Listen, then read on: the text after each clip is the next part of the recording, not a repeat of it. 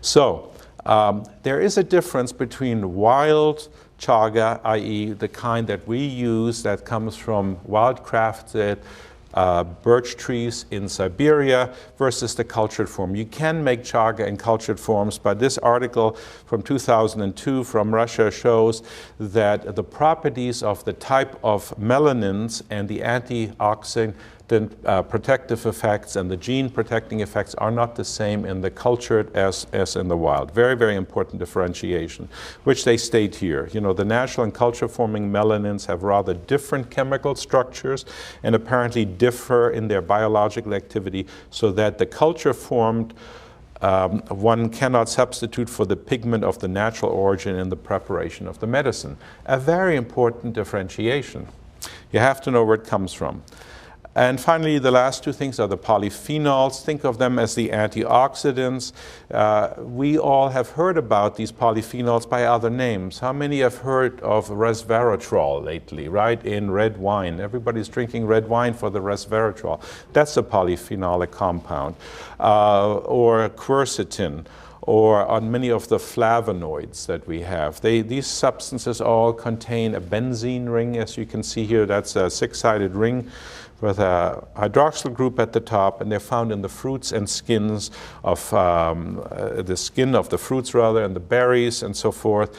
But very, very high also in chaga, and they have these powerful antioxidant effects that protect the body and appear to reduce the risk of certain cardiovascular and chronic diseases. So we want to use these antioxidants. That's why we're always told to eat more berries and eat more fruits and vegetables. Studies show that, again, these also stop the process that has gone wrong with certain cells that have called cancer cell lines. They don't have the apoptosis.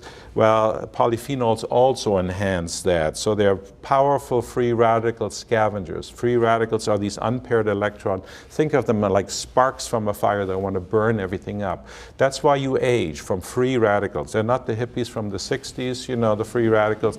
No, these are actually, you have them in your body, and the body actually uses them for your defense. And there's now even the mechanism through certain things that are called NF-kappa B and so forth. Very, very powerful. So there are great antioxidant benefits from chaga, and more studies coming out because this is highly interesting. So I will just mention that we did studies on this. We measured the oxygen radical absorptive capacity. The absorbance capacity is how much of these free radicals can we quench. And this is now a USDA approved test called the ORAC test.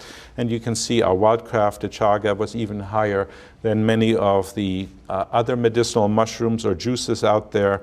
We also measured an enzyme called superoxide dismutase, very, very high in this product. So you can see this chaga has grown in the wild and learned to protect itself. Finally, betulinic acid, think of it as the virus and immune fighter in the body.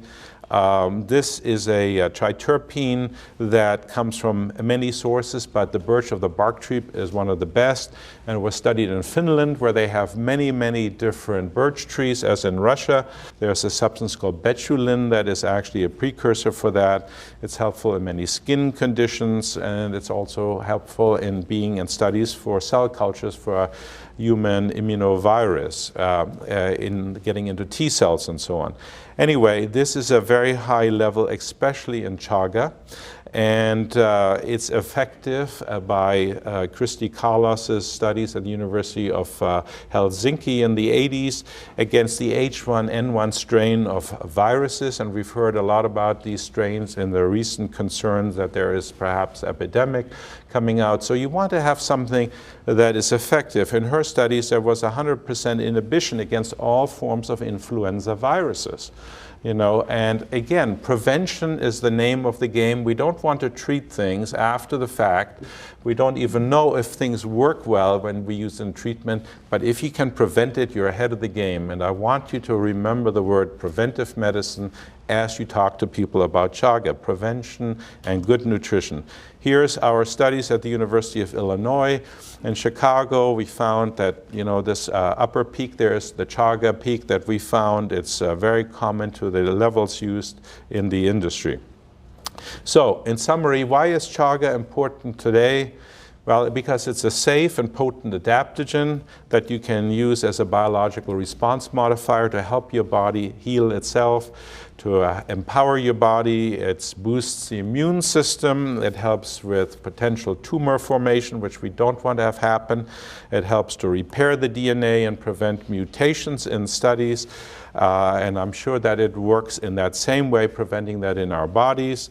Its antioxidant potential is well known, so it quenches free radicals, which is another way of saying it slows the aging process. You're never going to stop aging, but if you can slow it down, you're ahead of the curve. And it can increase endurance and mental performance in studies done in Russia. And this is what people report. They take this and they start to feel more energy because things in the metabolic machinery start to work better. It regulates blood sugar metabolism. I wouldn't say it cures things, but we all need help with that because people consume way too much sugar and oftentimes become resistant. So if we can help the body, that would be very welcome. It helps against the widespread pollution that's in our environment now and the chemical toxicity that we all have in our bodies. So nowadays we need more energy, and the body regulates the energy, especially because the brain uses blood sugar as a primary ingredient, and if we can regulate our blood sugar better in the body, then we will probably not be saddled with any chronic conditions. So we want to balance the blood sugar, and chaga has been helpful in that. We also want to work with the widespread toxicity and pollution that's now in the environment. We have already talked about the antiviral and antibacterial qualities, so we want to prevent infections coming in rather than fighting them after the fact with antibiotic, antivirals. You know, this is not what this is because it's not licensed in that way. But think of it as a preventer of those things in the first place, and a very inexpensive preventer at that. And a very valuable source of polysaccharides in the beta-glucans for immune modulation. And it's been studied widely in the East and the West, so it's a wonderful bridge. It protects against radiation with its high melanin and pigment content, the chromogenic complexes within it. It has many ingredients that work together, creating a greater symphony, just like many players create a symphony of sound. And increasing numbers of studies show that there is now increasing scientific interest. In fact, I would say it's almost a race to find all these secret ingredients, and the number is accelerating. And we know that the wild-crafted chaga is what you want to get, and you want to get the best quality that's grown under the most adverse condition, because that has developed the adaptogenic quality of the fungus against the environmental stresses, which will therefore help you heal better. So it has a special place in complementary and alternative medicine, both today and tomorrow, and I think that this is a company that I'm proud to be associated with because of its integrity, of its scientific research, because we are looking at the literature, we are not making any medical claims, and please take that to heart. We are helping people to prevent illnesses, which will help save us money collectively as a culture and as a nation. And I think it's part of the new medical healthcare system of tomorrow.